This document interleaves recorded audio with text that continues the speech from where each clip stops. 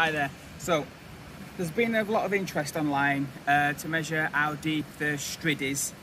I've seen a few videos where people have attempted it. One person had some milk bottles, milk cartons tied to some string and threw that in, what just floated.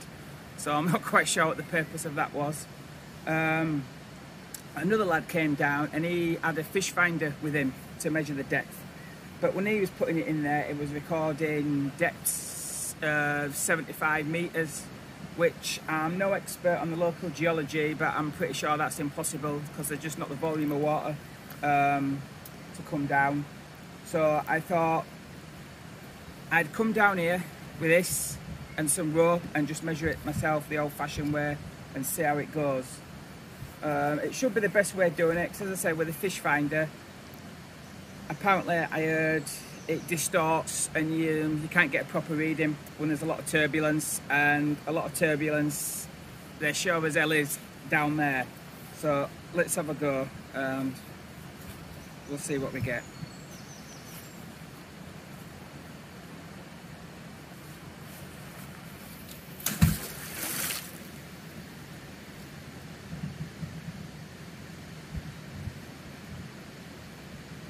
Okay.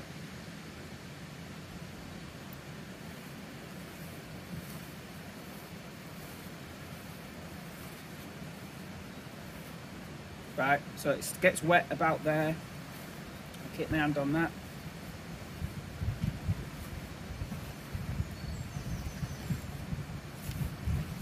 So let's have a look. I think we're getting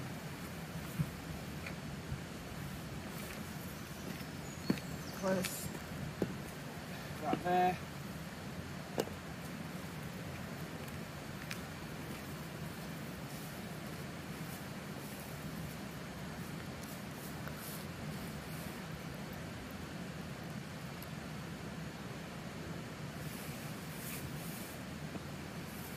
We're talking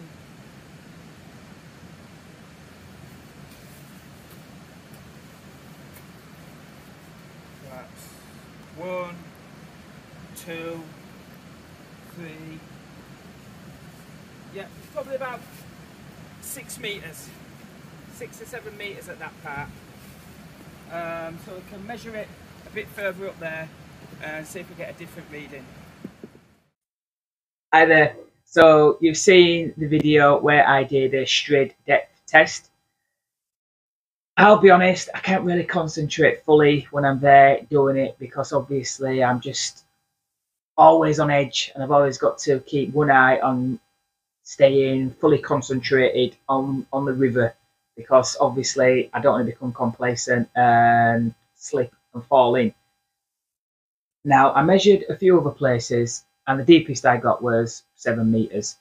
I forgot the tape measure, so I couldn't get a precise reading, but I think I've shown that the most accurate way to get a good approximation of its depth is just with a 1.5 kilo weight and rope. At least we know now with 100% certainty it's absolutely not anywhere near 75 metres deep. Not even 20 metres deep. And for it to be that, that would mean the majority of the water under there was already standing water and not water that's come down from the river, which would mean that water would be still water with no undercurrent, and that would probably make it much safer. Now, just a few metres away from where I measured 7 metres, I measured one point that was perhaps only a metre deep. And it was my partner who said she could actually see the weight on the bottom. So no doubt I'm assuming that was some sort of ledge of a massive submerged boulder. So that kind of gives you a feeling of the geology underneath the water. But one thing's for sure, I can truly understand why it's so deadly. I have been a few times, and each time I get the same feeling, but when you know what's underneath there, that's what makes it even more terrifying.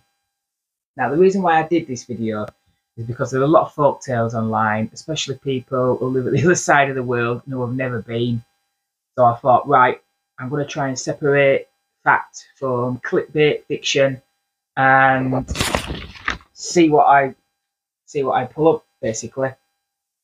Now, first of all, it has to be said, there's a big board up that explains that the depth of the gorge is 9 meters deep. It's pretty difficult to miss, really, once you've walked past it and back again a few times. Now, the gorge is 9 meters deep, and the water is perhaps 1 or 2 meters below the top of the gorge. So that's pretty consistent, isn't it, with my readings of the actual water depth being around 7 meters.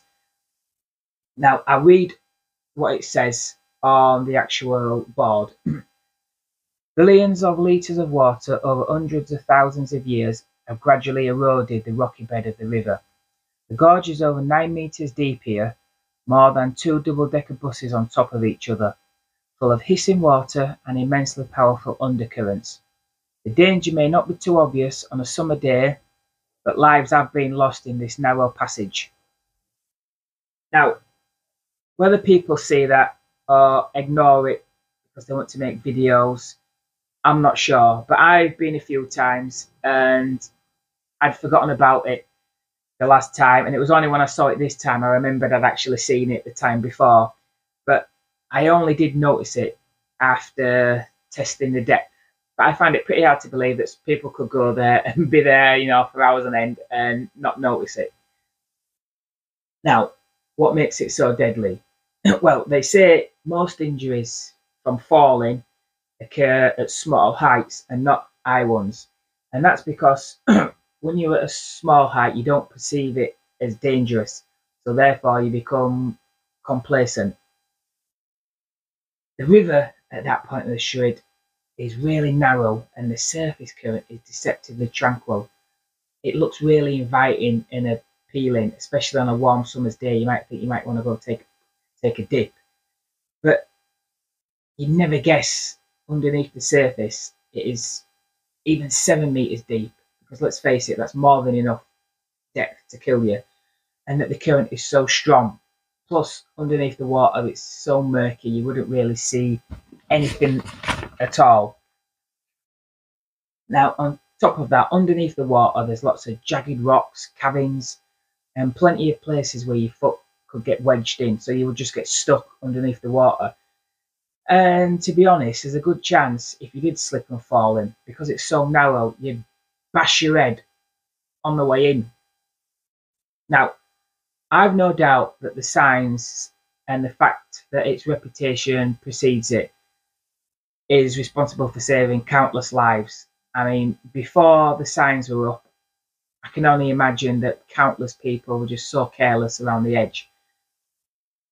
Now, let me tell you a few stories regarding the Strid. There's one guy on YouTube calling himself the Human Grasshopper, and he does an impressive jump across from one side to the other while someone's filming him. Now, a woman in the comments sections mentions how utterly stupid it is because her great granddad tried it, slipped in, and his body was recovered 300 yards downstream.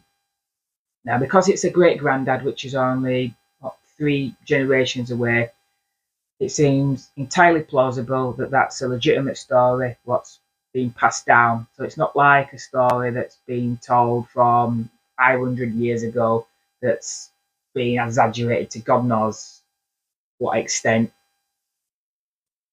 Another one is not too long ago, a guy died, and again his body was apparently found 300 yards or so downstream. Well, somebody who was a witness, they never saw him fall in, but they went to the edge and they saw a body come to the surface, and he looked and saw it, and within seconds the body just disappeared again. So that gives you an indication of how powerful the underwater currents are. And thirdly, this story is what I found from a newspaper article many decades ago. A guy who regularly used to go around the area to do some painting had gone down to this Strid, and he took all his paintings and it just disappeared. Now, the family obviously raised the alarm, and the police searched high and low, up and down the river, and they found nothing.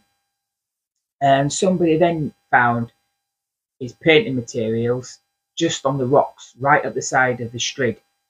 So obviously that looks like he'd been painting there, and for whatever reason he's slipped and fallen in. With that, they decided to scour the bottom of the Strid, the police. I'm not sure how they've done it. I'm probably assuming with rocks and hooks or something. But anyway, apparently they've managed to latch onto something, pull it up, and it turned out to be this unfortunate gentleman's body, what they recovered. So that just shows, doesn't it, regarding the underwater geology. You could fall in there, and often you won't get caught on anything, and the current will just take the body out and downstream, and the body will just rock up on shore. Or in that instance, the body could go down and the current has wedged it against a rock of some sort, and the body's just got stuck and just remained under the water and not budged. So people who fall in, it's pretty much just pot luck whether you're going to get stuck under the water or not. Anyway, I hope this video has been informative and it shed some more light on the Strid, and I think I've kind of separated fact from fiction and give you a good estimation of what it's actually like. But I think one thing's for sure, that regardless of anything, that place absolutely, without a shadow of a doubt, is deadly.